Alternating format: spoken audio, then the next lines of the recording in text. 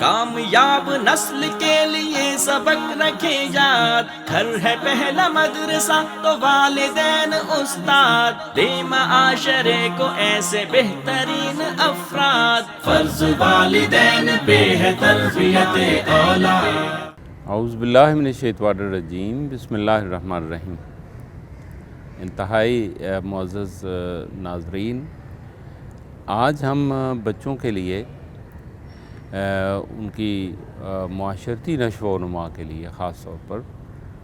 بات کریں گے، اور اس کے لیے سیف انوائرمنٹ ہم بات کریں گے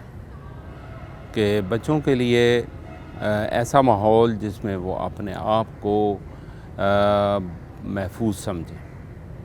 بچوں کے بہت سارے خوف ہوتے ہیں جس کی وجہ سے وہ اپنے اندر ایک انجانہ سا خوف محسوس کرتے ہیں، اور اس میں سب سے بڑا خوف جو ہے وہ انسلٹ کا خوف ہے۔ وہ چاہے گھر میں ہو، چاہے وہ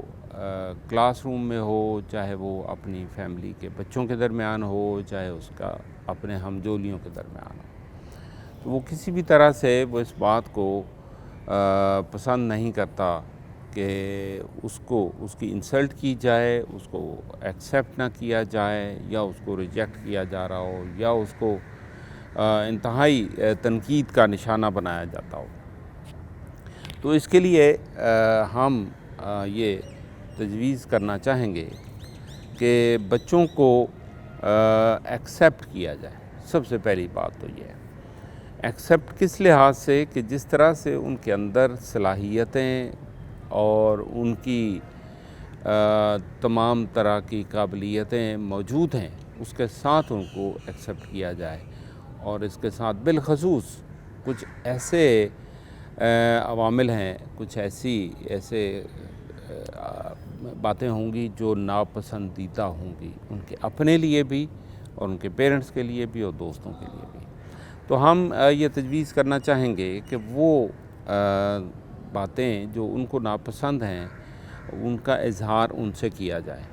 اور بعض اوقات ایسی باتیں جو ان کو ناپسند ہوتی ہیں یا والدین کو ناپسند ہوتی ہیں تو وہ اس کا اظہار بڑے مختلف انداز سے کرتے ہیں۔ والدین انتہائی نفرت کا اظہار کرتے ہیں، اور اتنی نفرت کا اظہار کر رہے ہوتے ہیں کہ جس طرح سے وہ شخص سے نفرت کا اظہار کر رہے ہوتے ہیں۔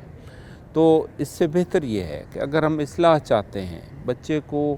اپنائیت کا احساس دلانا چاہتے ہیں، تو ہمیں وہ ناپسندیدہ خصائل اس کے سامنے اس طرح سے بتانے ہیں کہ وہ اس کو خوبصورتی کی طرف لے آئے، اس کے وہ ناپسندیدہ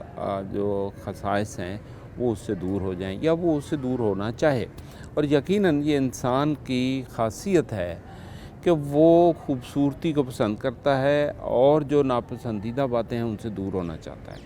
اور اس کے اندر یہ صلاحیت موجود ہے کہ وہ خوبصورتی کو پسند کرتا ہے، اور ان چیزوں کو جو دوسروں کو ناپسند ہے ان سے دور ہونا چاہتا ہے۔ اور بعض اوقات وہ ان چیزوں کے اندر اس طرح سے گھر جاتا ہے کہ وہ اپنا ایک نیا سوشل پریشر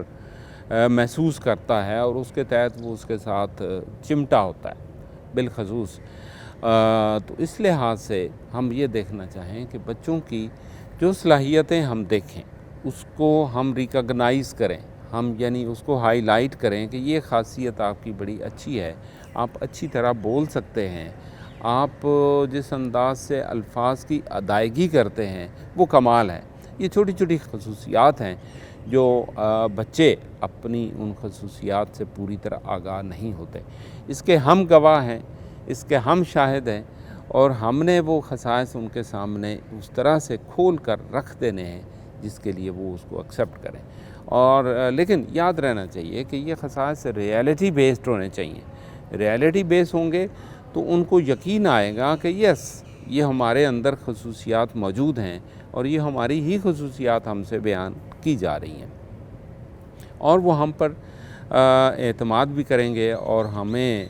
وہ سچائی کے زیادہ قریب پائیں گے، کیونکہ سچائی ان کے اپنے بالکل قریب ہے اور اس کو وہ دیکھ رہے ہیں۔ اور وہ باتیں جو ناپسندیدہ ہیں، جو ان کے پیرنٹس کو ناپسندیدہ ہے،